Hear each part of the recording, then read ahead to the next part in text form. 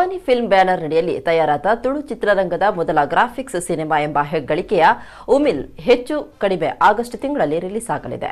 ಚಿತ್ರದ ಆನಿಮೇಷನ್ ಕೆಲಸ ಕೆನಡಾದಲ್ಲಿ ಪೂರ್ಣಗೊಳಿಸಲಾಗಿದೆ. ಮಂಗಳೂರಿನಲ್ಲಿ ಅಂತಿಮ ಹಂತದ ಕಂಪೋಸಿಟಿಂಗ್ ಕೆಲಸ ಪ್ರಗತಿಯಲ್ಲಿದೆ. ಗ್ರಾಫಿಕ್ಸ್ ಮೂಲಕವೇ ಆಕರ್ಷವಾಗಿ ಮೂಡಿಬಂದ ಈ ಸಿನಿಮಾ ಬಾಲಿವುಡ್ ಮಾದರಿಯ ಲುಕ್ ಪಡೆದಿದೆ. ಹೀಗಾಗಿ ಉಮಿಲ್ ಬರೋಬ್ಬರಿ 1 ಕೋಟಿ ರೂಪಾಯಿಗಳಿಗೂ ಅಧಿಕ ಖರ್ಚು ಎದುರಿಸಿದೆ. ಕರುಣಾಕರ್ ಶೆಟ್ಟಿ, ಪ್ರಜ್ಞೇಶ್ ಶೆಟ್ಟಿ, ಪ್ರಜ್ವಲ್ ಶೆಟ್ಟಿ ನಿರ್ಮಾಣದ ಈ ಸಿನಿಮಾವನ್ನ ರಂಜಿತ್ ಸ್ವರ ನಿರ್ದೇಶಿಸಿದ್ದಾರೆ. ಪವನ್ ಕರ್ಕೇರ ಛಾಯಾಗ್ರಹಣ, ರವಿ ಬಸ್ರೂರು ಸಂಗೀತ, ಹರೀಶ್ ಕೊಟ್ಪಾಡಿ ಸಂಕಲನ ನಡೆಸಿದ್ದಾರೆ.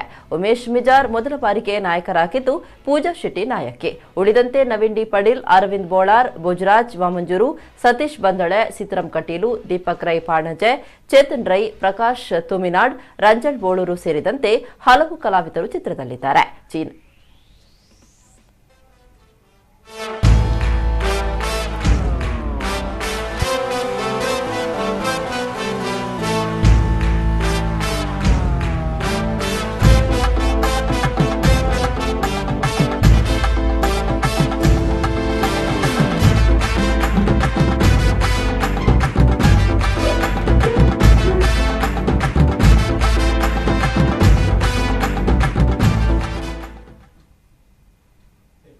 ಕೊನೆಯಲ್ಲಿ